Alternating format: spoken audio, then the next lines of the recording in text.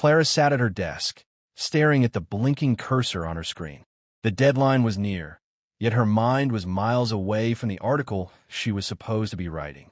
Her fingers hovered above the keyboard, but she couldn't bring herself to type. She glanced at the clock, 2:47 p.m. It had been a month since she had last felt truly present in her marriage to Nick. They had been together for over 10 years, and for the first time, she wasn't sure if she recognized the man she had married. Nick had been distant lately. At first, it was subtle, late nights at the office, spontaneous trips that she never questioned. But as the days turned into weeks, something in her gut told her it was more than just the pressures of his marketing business. Klara leaned back in her chair, her thoughts drifting to their last conversation, or rather, their last non-conversation. "I'm just tired, Klara. It's been a long week. Can we talk later?" Nick had said, his voice flat, before retreating into his office again, leaving her in the living room, wondering if they were even living in the same world anymore. The irony hit her then. She had spent years building a career as a journalist, uncovering other people's secrets, digging into stories, exposing lies. But when it came to her own life, she couldn't even bring herself to ask the simple questions. What happened to us? Klara rubbed her eyes, trying to shake the heavy weight of uncertainty. She had been in love with Nick for so long. She had convinced herself that the ups and downs of their relationship were just part of the ride. But lately, it felt like the ride was over. Then it happened. The phone rang. The number wasn't saved in her contacts, but she recognized the voice immediately. Klara. It was Claire, a woman she barely knew. A woman who had once been an acquaintance from one of Nick's business events. Claire's tone was urgent, almost frantic. "I'm sorry to bother you, but I think you need to know something." The words hung in the air, suffocating her. "I don't know how to say this, but Nick and I, well, we've been seeing each other for a while now." Klara felt her heart stop. Her pulse quickened, and she felt a cold wave of nausea wash over her. She could barely hear Claire's voice anymore, her own thoughts taking over. Her hands trembled as she gripped the edge of her desk, the words repeating over and over in her head. Nick was having an affair. The irony was unbearable. She had suspected something was off, but to hear the confirmation out of Claire's mouth, it felt like the ground had been ripped out from beneath her. Klara hung up the phone without saying a word. She didn't even remember doing it. She was in a daze, her mind reeling as the reality of it all sank in. Her marriage was over. Or at least, it had been for a while. She didn't cry. Not yet. But there was a sharp ache in her chest, a deep, gnawing emptiness. Her mind raced with 1,000 questions. How long had this been going on? How long had she been living a lie? How much of their life together had been real? She stood up and walked to the kitchen, her steps mechanical. The house was eerily quiet, save for the soft hum of the refrigerator. She had always thought that silence was a peaceful thing, but now it felt suffocating. Her eyes drifted to the framed photo of her and Nick on their wedding day, a picture of two people in love, naive to the storms that would one day break them. She wanted to throw the frame across the room. Instead, she picked it up gently, her fingers tracing the edges of the glass, as if trying to hold on to the past for just a moment longer. But she couldn't. The past was gone, and now the only thing left was the truth. She was living in a house full of lies. Klara couldn't remember the last time she'd felt this cold. It wasn't just her body. It was her heart, her soul, every part of her. The emotions she had been suppressing for weeks, months, maybe even years, now crashed down on her like a tidal wave. Betrayal wasn't a feeling she had ever anticipated.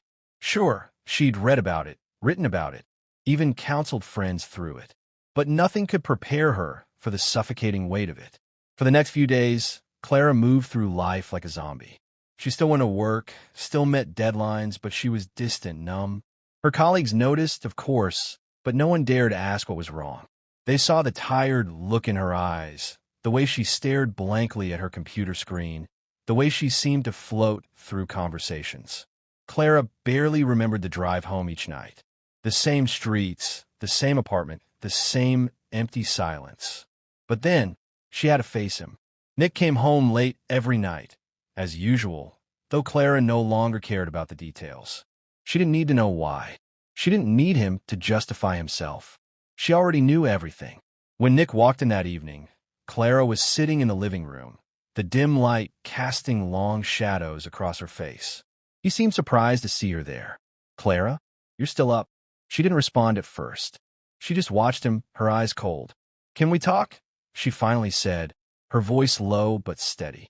Nick hesitated for a moment, then set his briefcase down and walked toward her, a small smile playing at the corners of his lips. "You've been kind of off lately. What's going on?" Clara's gaze remained unflinching, but inside, she could feel the storm rising. This was the moment. "Don't," she said, her voice thick with a mix of anger and disbelief. "Don't act like you don't know what's going on." Nick furrowed his brows. "What are you talking about? You're really going to pretend like I don't know?" Klara stood up, her fingers curling into fists at her sides. "I know about Claire. I know about the affair, Nick." The room went deathly silent. For a moment, neither of them spoke. Nick's face went pale. The facade he had built around their life together crumbled instantly. He opened his mouth to say something, but the words didn't come. "You've been seeing her for months, haven't you?" Clara's voice wavered only slightly, but there was no mistaking the edge of fury beneath her calm. "Was she everything I wasn't? Everything you needed me to be?" Nick took a hesitant step forward, but Klara held up her hand, stopping him in his tracks. "Don't come any closer," she said. Her voice was a mixture of grief and rage, an unbearable cocktail of emotions. She needed to control herself.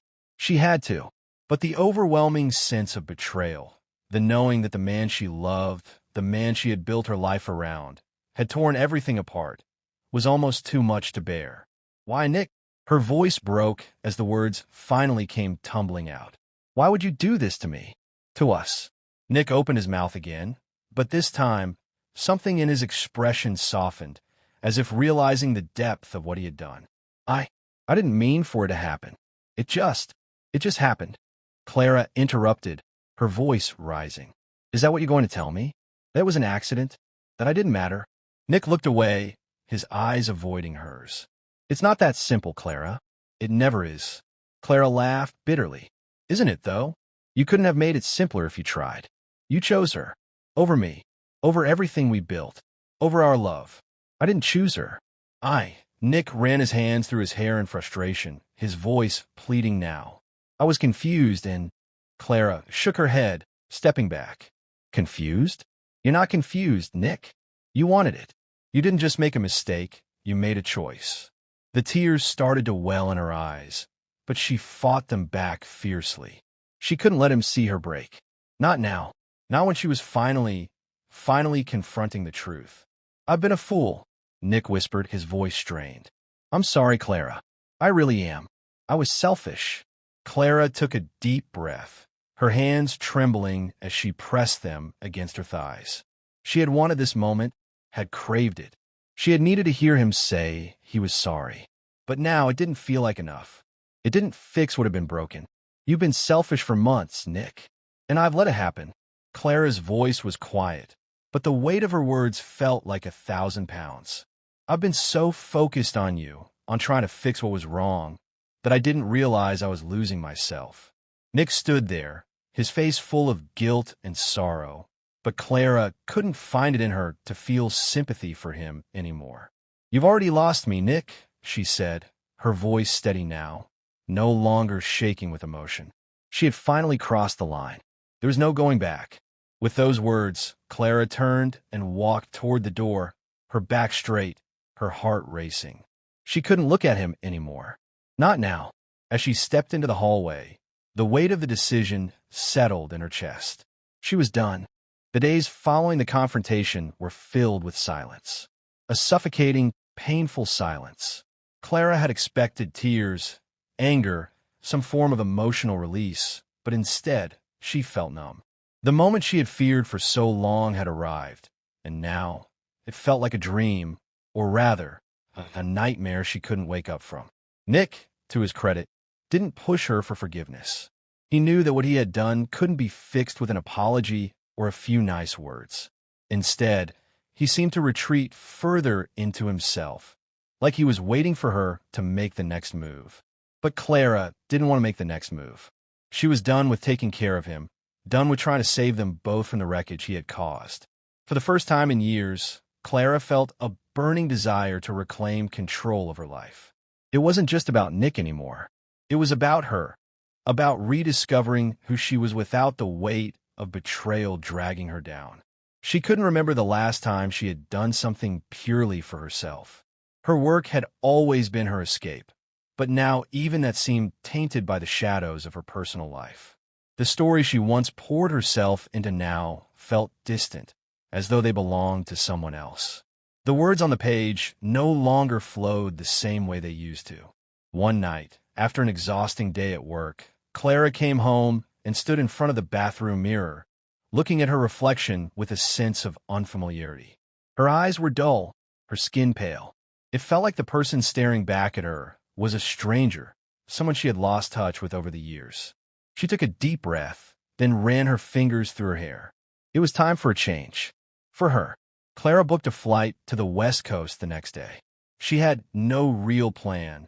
It wasn't a vacation, it was more of an escape from the suffocating weight of her relationship, from the constant reminders of Nick. She needed space. She needed to breathe. Meanwhile, Nick continued to drift further from her. He no longer tried to reach out or apologize. He didn't fight for their relationship, and in a twisted way that hurt more than his affair ever had. It was the silence that killed her, the way he gave up without a fight. The first few days in California were a blur. Klara stayed in a small, quiet Airbnb in the hills of Los Angeles. The city felt like a different world, a place where no one knew her and no one expected anything from her. She wandered through the streets aimlessly, exploring the city with no particular destination in mind. She felt like a tourist in her own life. It was during a walk along the beach, watching the waves crash violently against the shore, that Klara finally allowed herself to cry. The tears came in waves, uncontrollable, raw, full of sorrow. She cried for the life she had lost, for the love that had turned to dust, and for the woman she had become in the process. She cried for the hope she had once held on to, even when everything inside her had whispered that it was over. It wasn't until she returned to the Airbnb that evening, emotionally drained, that her phone buzzed with a notification. It was from her editor. "We need to talk about the article you're working on. I'm concerned about the angle you're taking. Call me when you get a chance." Klara stared at the message, her mind numb. Work. Even work couldn't escape her. She didn't want to talk to anyone. She didn't want to deal with the world outside of her own head. But there was a job to do, and she couldn't run from it forever. The next day, she called her editor. "Klara, I need you to focus," her editor, Sarah, said. "You've been distant. We're counting on you for this piece. People are looking at you to deliver something impactful. You've always been a fighter, but right now, it feels like you're giving up." Klara swallowed the lump in her throat. "I'm not giving up, Sarah. I'm trying to figure things out. I don't even know who I am anymore." There was a pause on the other end of the line. "You need to reconnect with yourself. That's the only way you'll find your voice again. Do what you need to do, but don't let this break you." Those words hit Klara like a jolt of electricity. Don't let this break you. She had been so consumed by the wreckage of her marriage, by the betrayal, that she had forgotten what it felt like to stand on her own, to stand for something more than just being a partner, a wife, or someone who had been hurt. It was time for her to rebuild. Not for Nick, not for anyone else, but for herself.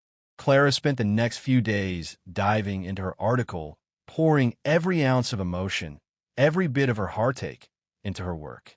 She wrote about the complexities of relationships, the fragility of trust, and the devastation of betrayal. She wrote from the rawest place inside herself, and for the first time in weeks, she felt a sense of purpose again.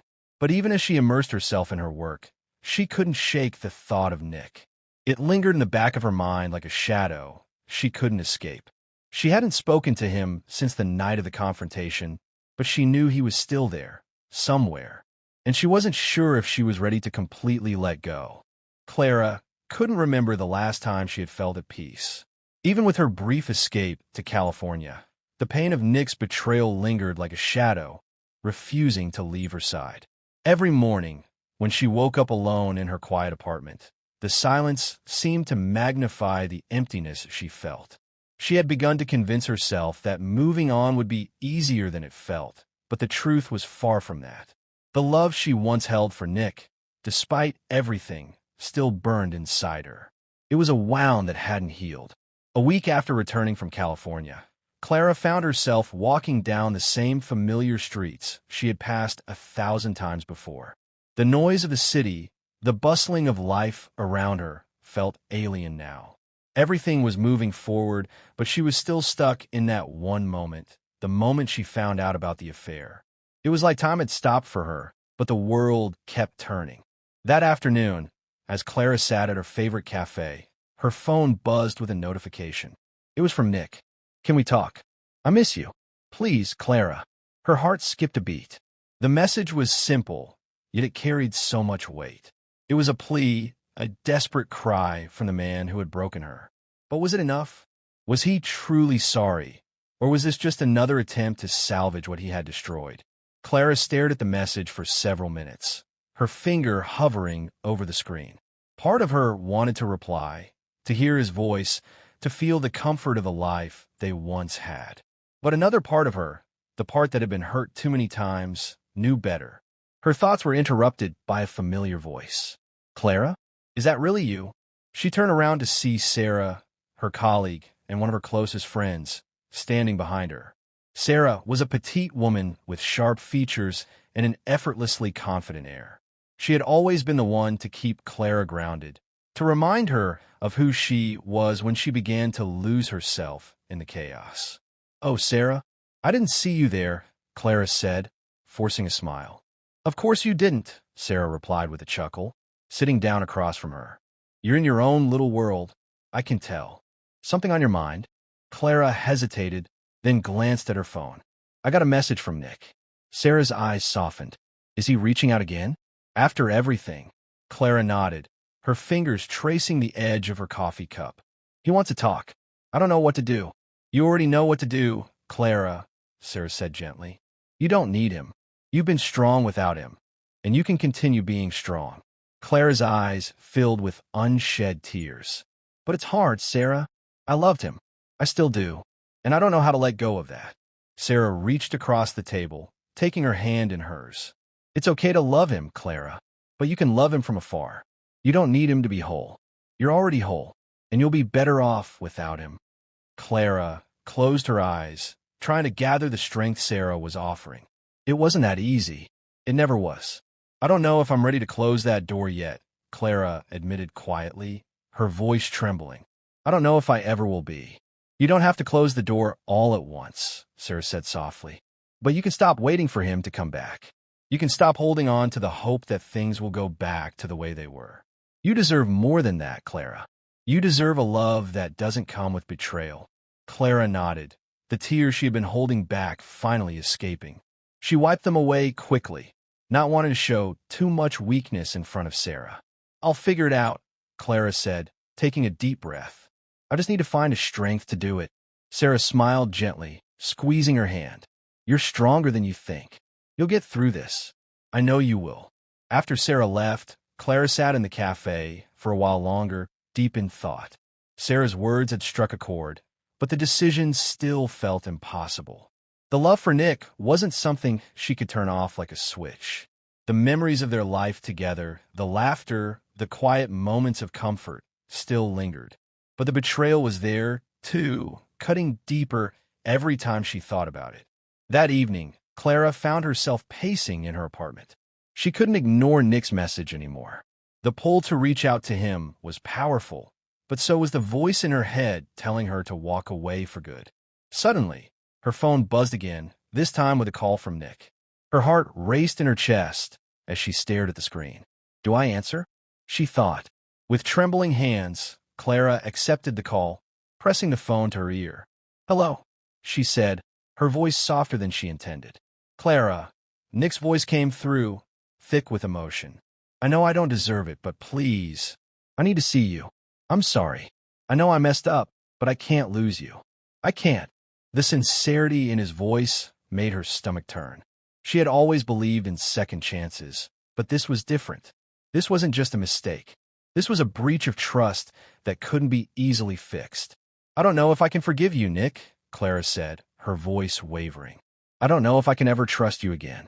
"I understand," he whispered, sounding broken. "I'll give you time. But please, Klara, just don't close the door completely. I love you." Klara closed her eyes, a deep sadness settling over her. She had spent so much time fighting for their relationship, for the love they had once shared. But now, all she could feel was the weight of the betrayal. "I'll think about it," she said softly, and hung up without waiting for a reply. For the rest of the evening, she sat alone in the silence, her heart heavy with uncertainty. She knew what she needed to do, but the pain of doing it was almost too much to bear. Klara woke up the next morning with a weight on her chest. The world outside seemed bright, full of life, but inside her, everything felt cold and muted. The message from Nick had rattled her, but it was more than just the call that left her feeling unsettled. It was the fact that, despite everything, she still cared for him, still loved him despite all the hurt. She stood in front of her bathroom mirror, staring at her reflection. The woman looking back at her was someone who had been through so much. She had weathered the storms, fought for everything she had, and yet here she was, torn between the man who had once been her everything and the woman she was now. A woman who had learned to live without him, who had begun to feel strong in her own right. What was the right thing to do? Her phone buzzed again, pulling her from her thoughts. It was another message from Nick. "Can we meet today? Please, Klara. I need to see you face to face." The request was simple, yet it carried an urgency that struck her. Nick wasn't just apologizing anymore. He was begging for a chance, for a second chance. Klara felt her pulse quicken. Part of her wanted to run to him, to give in to the need to hear his voice, to feel the comfort of his touch. But she also knew, deep down, that giving in would be a mistake. She had to make a choice, and this time, it had to be the right one. She responded with a simple, "Okay, where?" A couple of hours later, Klara found herself in a small cafe in the city, sitting across from Nick. The air between them was thick with unspoken words, heavy with the weight of what had transpired between them. Nick looked different, more worn down, more fragile, his usual confident demeanor replaced with one of vulnerability. He had lost weight, she noticed, his once neatly styled hair, now unkempt. His eyes, though still the deep blue she remembered, were clouded with regret. "I've missed you," Nick said softly, his voice breaking the silence that had hung over them since they sat down. Klara stared at him, trying to keep the tears at bay. She had loved him once, loved him deeply, and in that moment, she realized that despite everything, a small part of her still wanted to be with him. But the betrayal, the lies, the hours spent wondering whether he would ever come back to her, those memories were too fresh, too painful. She couldn't just sweep them under the rug. "I don't know if I can do this, Nick," she said quietly, looking away. "I don't know if I can forgive you." Nick's face contorted with pain, and he reached across the table, taking her hand in his. "Please, Klara. I'm sorry. I've been an idiot. I was selfish, and I hurt you in a way I can never take back. But I love you, and I'll spend the rest of my life trying to make it right." Klara pulled her hand back, a sharp ache seizing her heart. His words were hollow. They didn't erase the damage he had done. They couldn't take back the feeling of betrayal that had consumed her every thought. His apology wasn't enough. "Love isn't just words, Nick," she said, her voice firm despite the storm raging inside her. "It's actions. You said you loved me, but you chose to betray me. You didn't think about the consequences of your actions. And now I'm left here, trying to pick up the pieces of myself." She paused, taking a deep breath before continuing. "I don't need you to apologize anymore. I need you to understand that I don't know how to trust you anymore. And without trust, there's no love." Nick's face crumpled.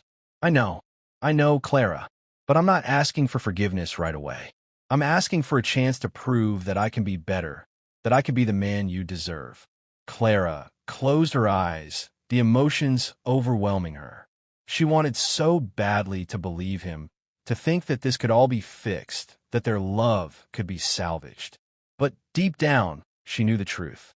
"Nick, I'm not asking for more promises. I don't want you to fix this for me. I need to fix it for myself. I need to find a way to heal. Nick looked at her, his face stricken. So this is it? You're leaving me? Klara stood up, her hands shaking. She grabbed her purse, feeling a sense of finality settling over her. I don't know what the future holds, Nick, but I do know that I need to move on. I need to stop looking back, stop hoping that things will be different. She paused, her heart aching as she said the words that she had feared would come. I need to let you go. For the first time in the conversation, Nick didn't try to stop her. He didn't reach out or beg her to stay. Instead, he just looked at her, a mixture of sadness and acceptance in his eyes. I get it, he said quietly. I'm sorry. I never meant to hurt you. Klara didn't answer him. She turned away, walking out of the cafe without looking back. The days that followed were a blur of emotions. Klara found herself lost in thought, replaying that conversation over and over in her mind. She missed him, of course. The memories of their life together, the laughter, the quiet moments, still haunted her. But she knew that letting go was the only way forward. She couldn't keep living in the past. It wasn't easy. The road ahead was unclear. There were moments when the pain was overwhelming, when she wanted nothing more than to call him and hear his voice again.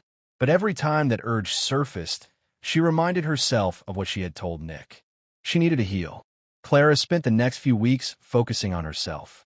She threw herself into her work, reconnected with old friends, and started going to therapy. Slowly but surely, she started to rebuild herself. Not for anyone else, but for her.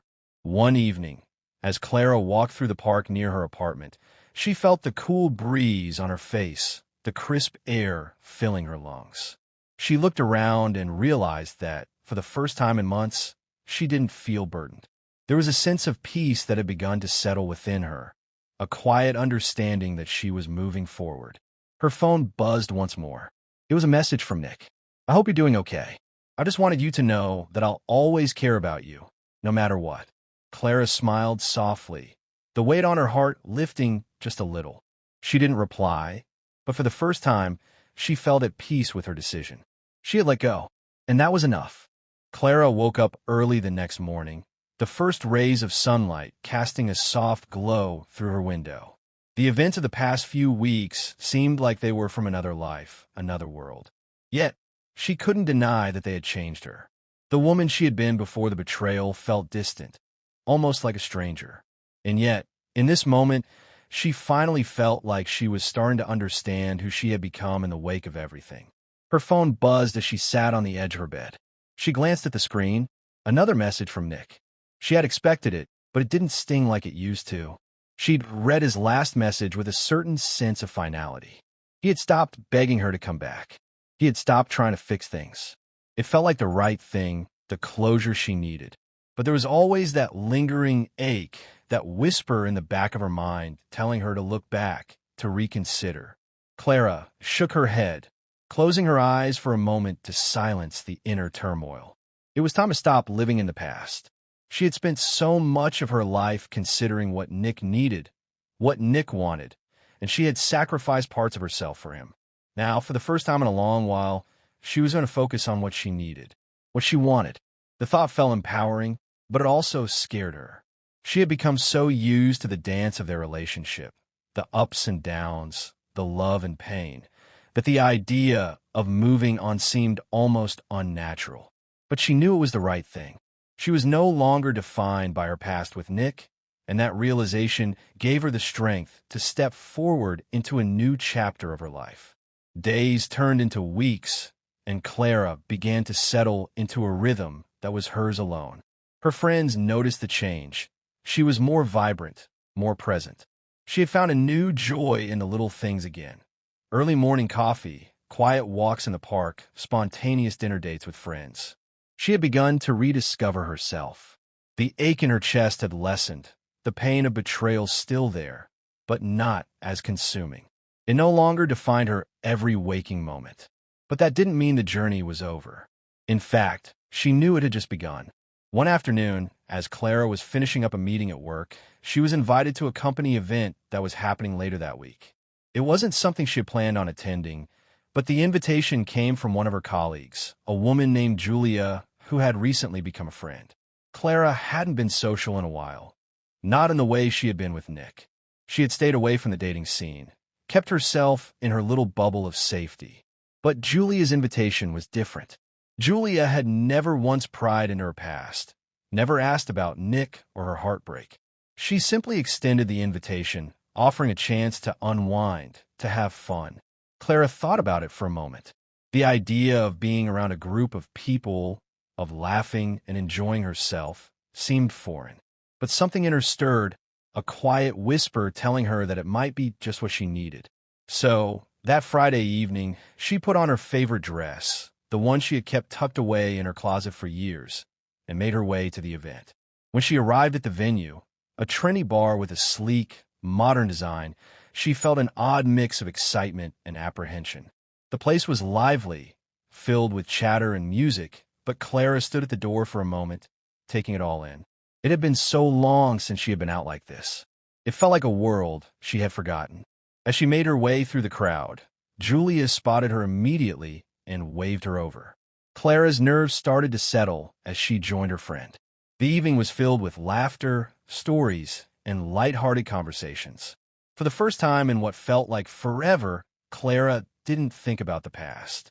She didn't think about Nick or the pain. She allowed herself to enjoy the present, to be in the moment. Later in the evening, as the music grew louder and the atmosphere more relaxed, Klara found herself talking to a man she hadn't met before. His name was Adam, and he had a warmth about him that was completely disarming. There was no pressure, no expectation, just a simple conversation between two people who had no real attachment to each other. They talked about everything and nothing, and as the night wore on, Klara realized that she was actually enjoying herself. Adam wasn't trying to fix her, wasn't trying to be anything more than a guy at a party. And for the first time in a long while, she allowed herself to be just a woman at a party, no baggage, no history. The night ended with a polite exchange of phone numbers, but Klara didn't think too much of it. She wasn't ready for anything serious, not yet. She still had a long road ahead of her, and she knew that she couldn't rush it. But Adam had reminded her of something important, that she was worthy of connection, of companionship, without the weight of her past. Over the next few months, Klara continued to rebuild her life. She continued therapy, made new friends, and took up hobbies she had once put aside. She became involved in a local community group that worked on social projects, and slowly but surely, she found herself growing stronger, more self-assured. Nick had stopped texting her altogether.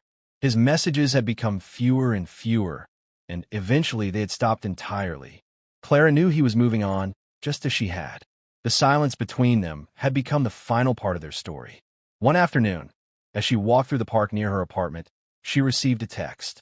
It was from Julia, who had been keeping in touch over the months. "Are you free this weekend? I'd love to catch up." Klara smiled, a sense of peace washing over her. She was no longer running from the past or from the pain. She was moving forward, and for the first time in a long time, the future felt bright. She didn't reply right away, allowing herself a moment of reflection.